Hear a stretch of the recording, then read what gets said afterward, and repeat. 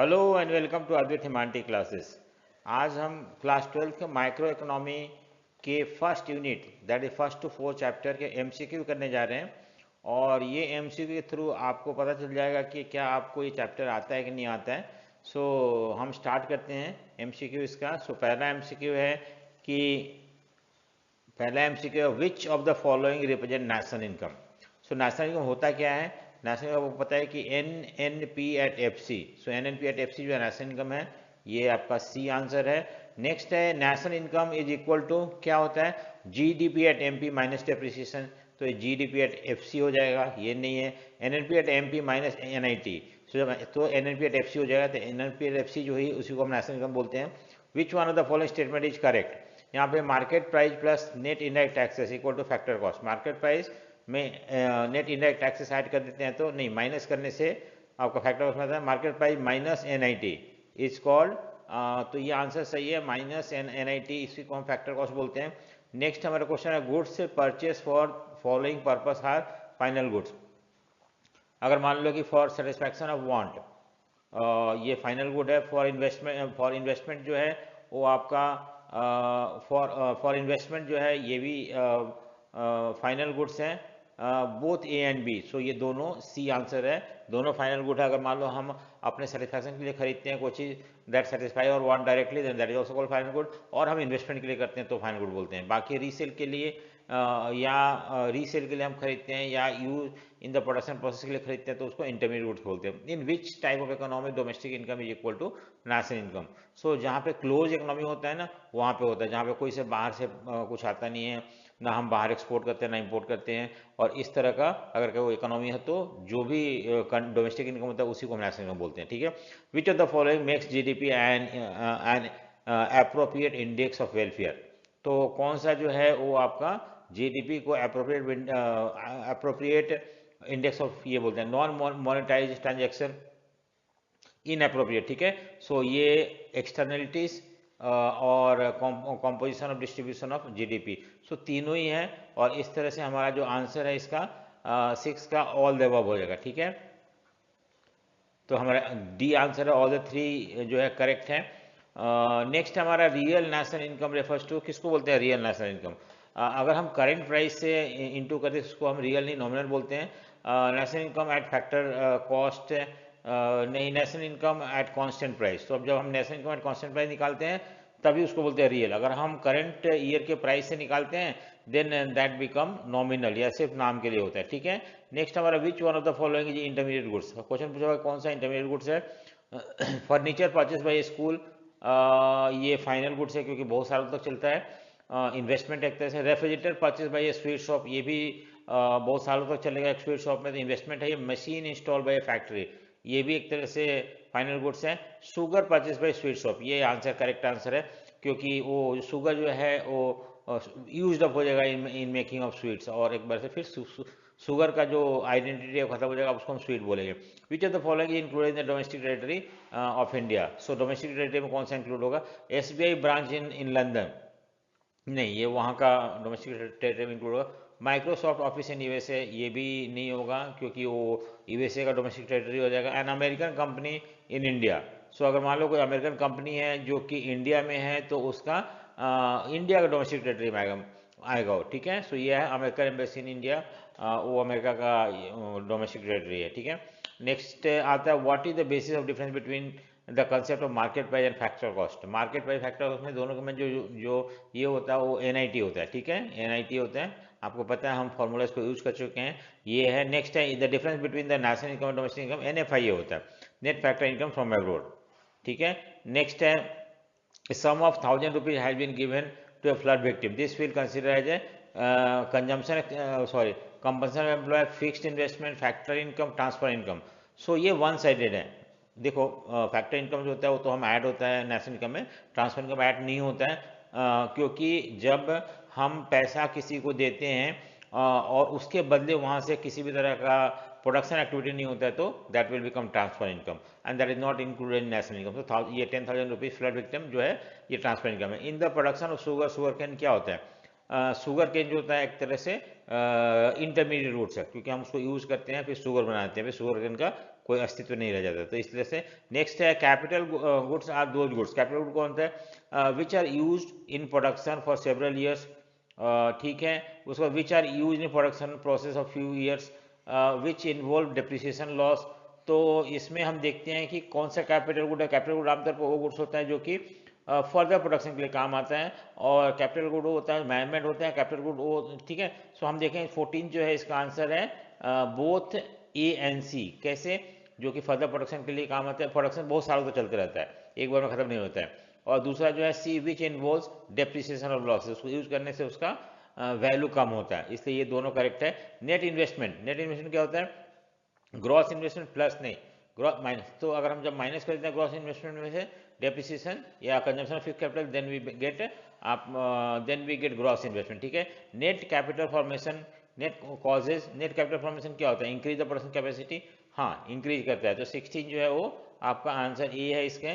Next है which of the following lead to depreciation, normal wear and tear, natural calamity, change in technology और none of the above. तो यहाँ पे हमारा क्या है कि normal wear and tear lead to depreciation, ठीक है। जब हम कोई चीज़ को चलाते हैं यूज़ करते हैं तो उसमें थोड़ा सा खराबी आ जाता है या मशीन उसका प्रोडक्शन कम हो जाता है, और उसको दोबारा से उस पोजीशन में लाने का जो पैसा खर्चा करते हैं, that is called depreciation. So a quantity measures per period of time is known as quantity measure. तो पर पीरियड ऑफ टाइम यानी कि एक साल के अंदर, एक वीक के अंदर, एक मंथ के अंदर, तो इसको हम बोलते हैं फ्लो कंसेप्ट। क्या बोलते हैं इसको, फ्लो कंसेप्ट बोलते हैं, ठीक है। तो बी आंसर है। नेक्स्ट है which of the following is flow, ये flow concept, consumption, wealth, quantity of money, none of this. तो क्या होगा इसमें, कंजम्पशन, कंजम्पशन मतलब हम एक साल में कितना कंज्यूम किए, ठीक है, इसलिए कंजम्पशन जो है वो एक साल के दौरान होता है, तो उसको फ्लो कंसेप्ट बोलते हैं, ठीक है।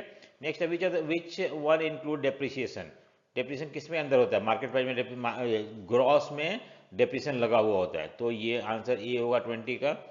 नेक्स्ट है which of the following is not a transfer payment. मैंने अभी बताया ट्रांसफर पेमेंट क्या होता है, जब हम पैसा एक जगह दूसरे पॉकेट में चला जाता है और विदाउट कॉरस्पॉन्डिंग सर्विसेज, जो हम बिना कोई कंट्रीब्यूट किए हुए जब पैसा मिलता है, पॉकेट मनी हो गया।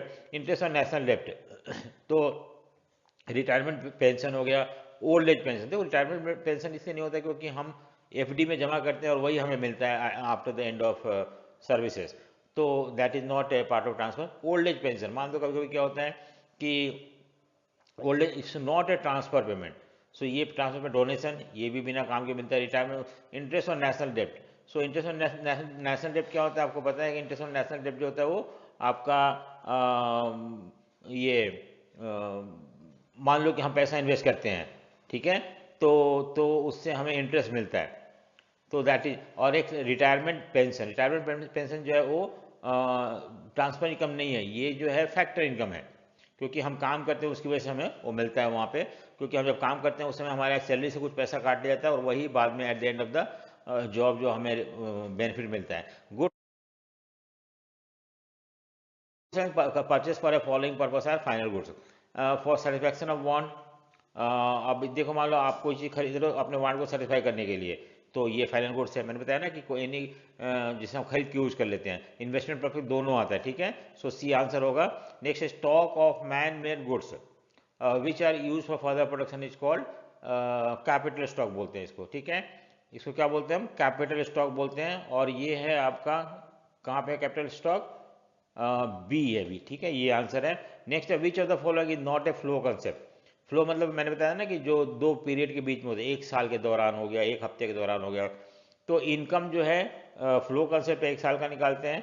कैपिटल फॉर्मेशन जो है आपका एक साल का निकलता है। Supply of money in a country, तो सप्लाई हमेशा एक पर्टिकुलर पॉइंट ऑफ टाइम के लिए होता है, और उसको पॉइंट ऑफ टाइम मतलब कि अभी तक कितना मनी सप्लाई है, ठीक है। सो ये फ्लो ये स्टॉक कंसेप्ट है, फ्लो कंसेप्ट नहीं है, क्योंकि it is measure at a particular point of time. So C would be the answer. Next है money flow are the reciprocal of money flow. इस किसका उल्टा होता है ये मनी फ्लो, तो ये मनी फ्लो जो होता है ये आपका रियल फ्लो का उल्टा होता है, चाहे रियल फ्लो उसका उल्टा मनी फ्लो होता है। Economic territory of a country in which economic activity of the country generate it's domestic income is called domestic territory, ठीक है। जहाँ पे कि डोमेस्टिक है। नेक्स्ट है हमारा विच of the following is example of nominal residence. तो आपको पता है नॉर्मल रेसिडेंस मतलब वो लोग जो कि कोई भी कंट्री में रेसाइड करते हैं for the more than 1 year और जिनका इकोनॉमिक इंटरेस्ट उसी कंट्री में लाई करता है। तो कौन है normal? Foreign workers working in WHO located in India. तो ये अब मान लो कि ये तो जिस कंट्री के हैं वो उस कंट्री के रेसिडेंट्स होंगे। यहाँ पे ऐसा होता है। German working as a director of IMF office located in India, ये भी अपने कंट्री के होंगे। Ambassador in India from rest of the world, ये भी अपने कंट्री के नॉर्मल से। Ambassador in India in the rest of the world of India, मान लो इंडिया का एम्बेसडर जो है किसी भी कंट्री में जो एम्बेसी है वहाँ रह रहे हैं, तो वो क्योंकि वो टेरिटरी है डोमेस्टिक टेरिटरी के अंदर आता है और वो मोर ओवर इनका इनका जो भी इकोनॉमिक इंटरेस्ट है इंडिया में लाई करता है। So they will become part of the normal residence. ठीक है, अब मान लें कुछ क्वेश्चन हैं यहाँ पे। अगर 28 क्वेश्चन है कि ये है अगर NF net factor income from abroad जो है 43,000 डेप्रिसिएशन इतना है और सब्सिडी इतना दे रखा और NFI ये दे रखा है, तो GDP एट MP क्या होगा? इसको हम सॉल्व कर सकते हैं। NDP एट FC में से हम डेप्रिसिएशन मतलब ग्रॉस नेट, ये आपका सब्सिडी माइनस कर देंगे और उसके बाद क्या क्या माइनस होगा? जैसे हमारे पास है NDP एट FC, क्या होता है? हमें हमारे पास जो दे रखा है 43,000 दे रखा है, हमें क्या GNP आना है, GDP एट MP में लेके आना है। ठीक है, हमारे पास NDP एट FC है, NDP एट FC है, तो नेट से ग्रॉस में जाने के लिए हमें प्लस डिप्रिसिएशन करना पड़ेगा। उसके बाद डोमेस्टिक से नेशनल में डोमेस्टिक ही है यहाँ पे, तो उसमें कोई चेंज नहीं लाना है। और आपका फैक्टर कॉस्ट से मार्केट प्राइस में, तो फैक्टर कॉस्ट में इंडायरेक्ट टैक्स नहीं लगा होता है, हमें मार्केट प्राइस में लगा प्लस NIT। ठीक है, तो इसको जब हम ऐड कर देंगे, इस तरह से सॉल्व करेंगे, तो हमारा जो आंसर आएगा वो होगा C होगा। ठीक है, आप इसको करके देख सकते हैं। ऑपरेटिंग सरप्लस में तो रेंट इंटरेस्ट प्रॉफिट होता है, ये हमारा ऑपरेटिंग सरप्लस है। उसके बाद है next, why are the intermediate goods not included in the national income while measuring? क्योंकि इंटरमीडिएट गुड्स को अगर हम डबल काउंटिंग को अगर हम यूज ऐड करते हैं नेशनल इनकम में, तो that will lead to double counting. ठीक है, इसलिए हम क्या करते हैं, इंटरमीडिएट गुड्स को हम नेशनल इनकम काउंट करने से नहीं यूज करते हैं। Goods which are purchase for resale, resale के लिए इसको हम इंटरमीडिएट गुड्स बोलते हैं, ये आंसर है इसका।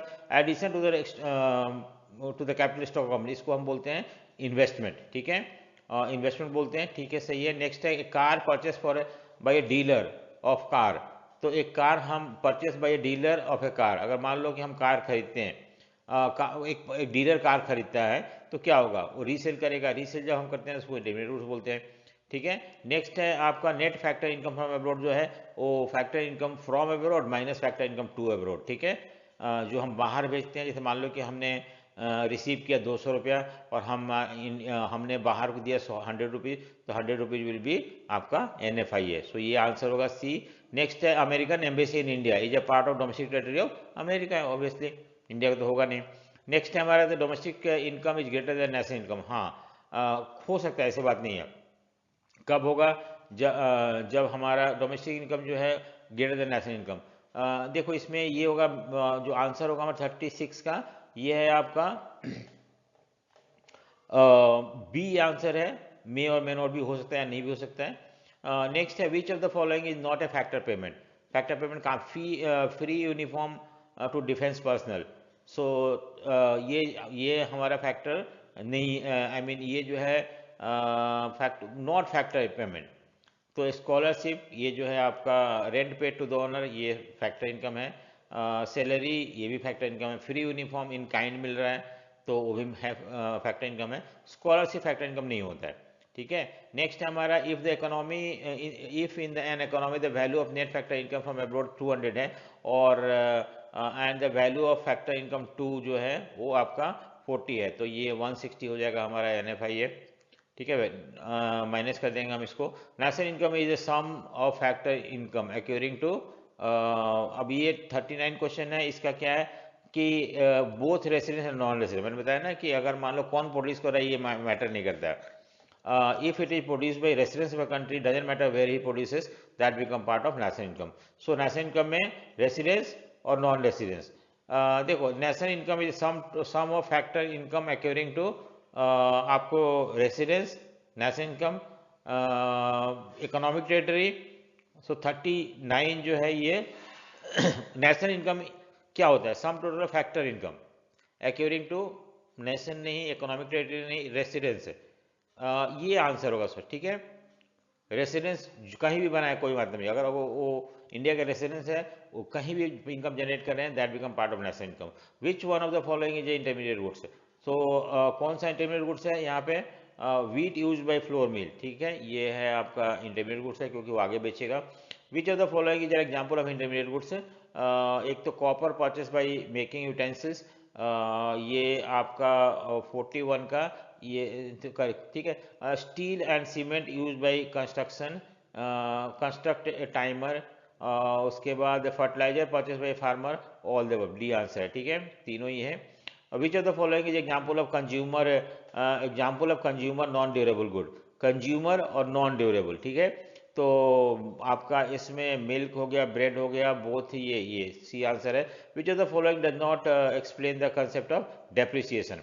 And annual allowances for wear and tear, ये depreciation. Cost of the capital minus scrap value, तो ये भी अब ये तीसरा सी है, unexpected and sudden destruction of, इसको हम कैपिटल लॉस बोलते हैं.